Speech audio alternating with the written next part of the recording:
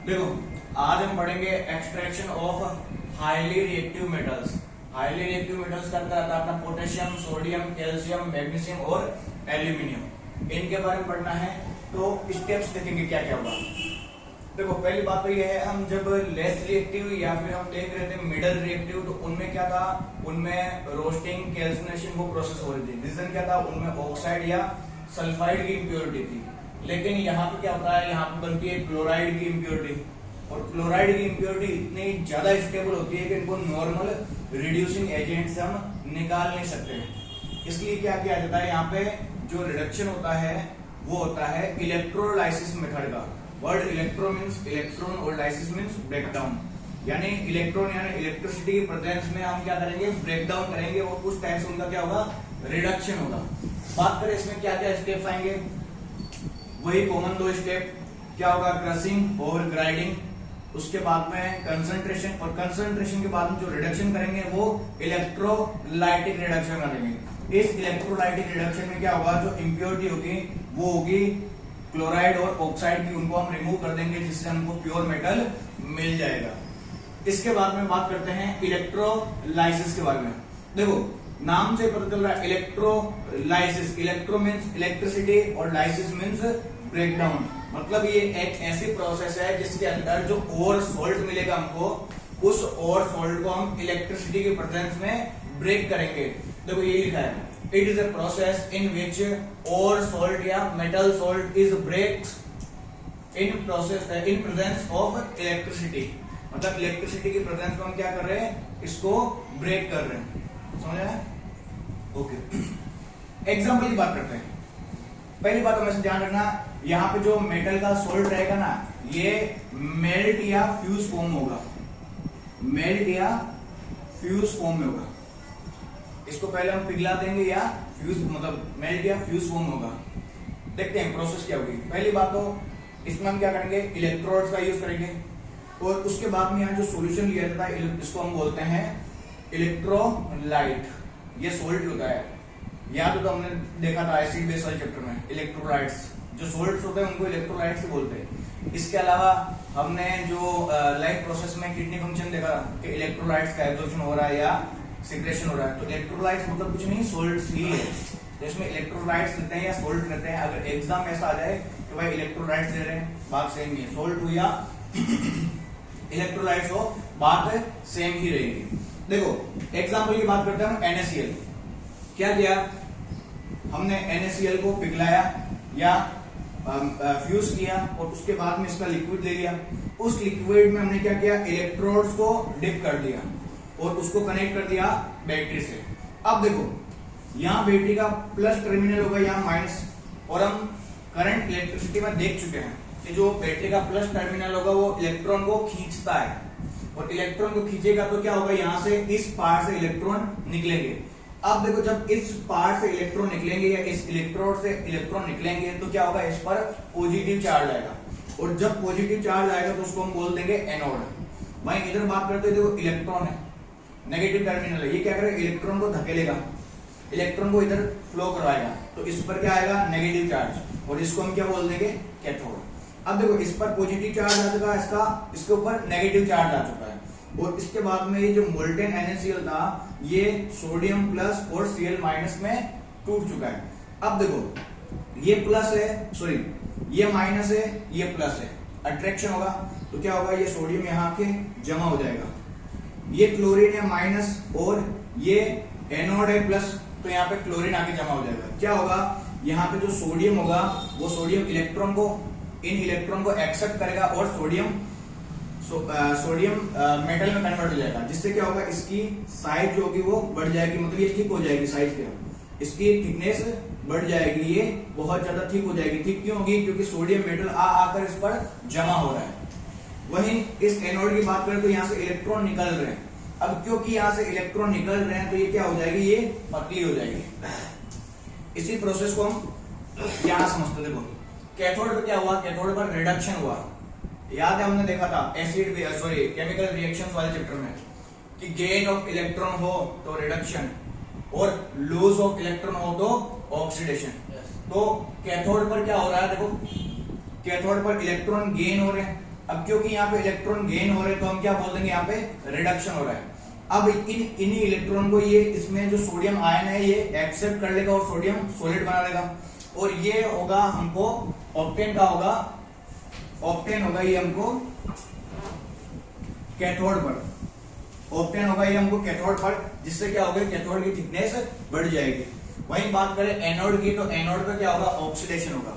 Oxidation में क्या होता है, इलेक्ट्रॉन का लॉस होता है। इलेक्ट्रॉन लॉस होंगे तो क्या होगा, इसकी थिकनेस कम हो जाएगी। कैसे कम होगी, देखो भाई आपको मन में आ रहा होगा भाई यहाँ पे सोडियम आके जमा हो रहा है, तो यहाँ पे भी तो क्लोरीन आके जमा हो रहा है, तो थिकनेस तो इसकी भी बढ़नी चाहिए।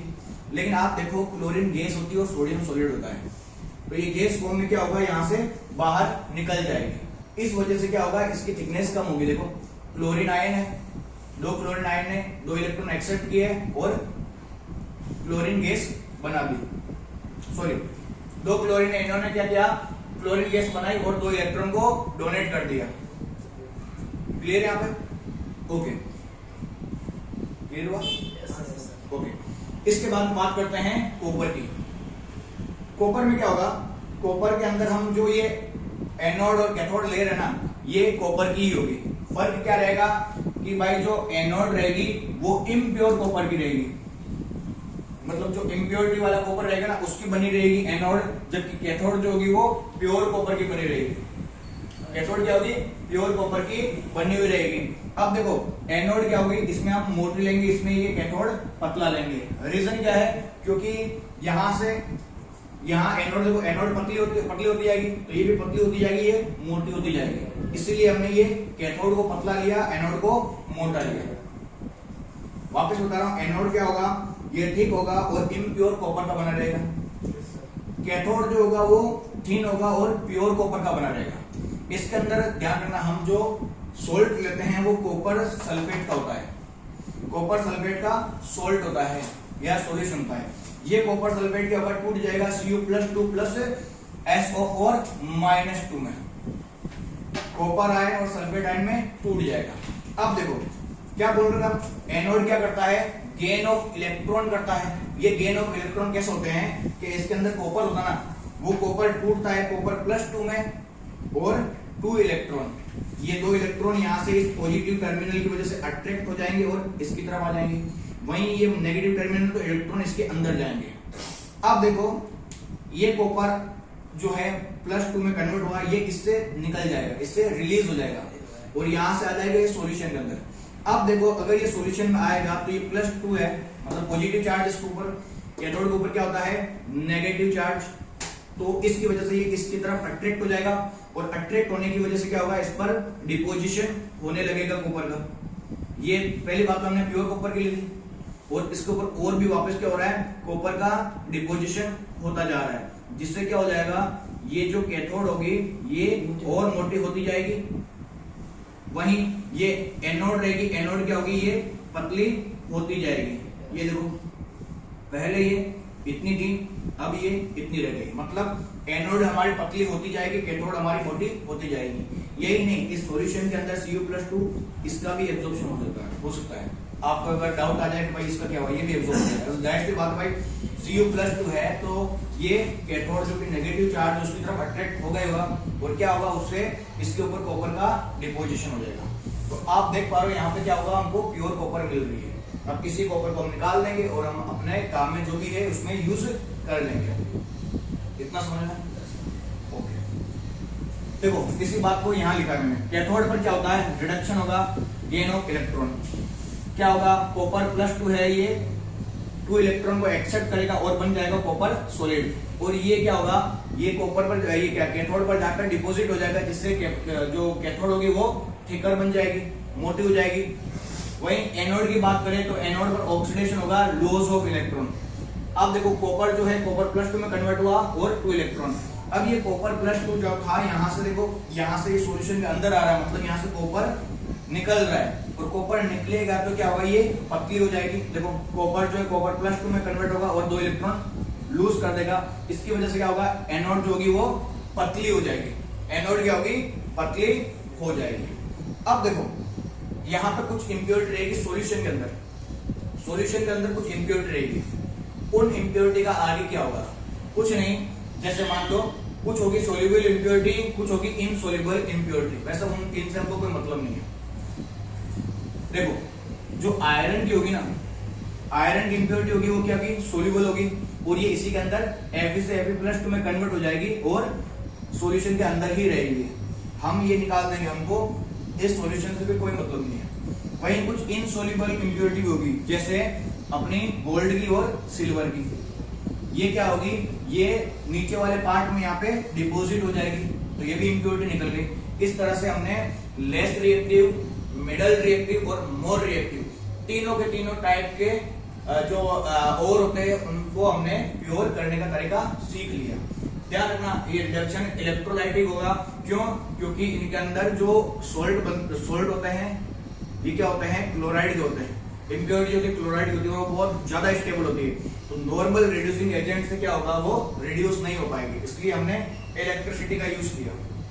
क्लियर हो इतना? ओके।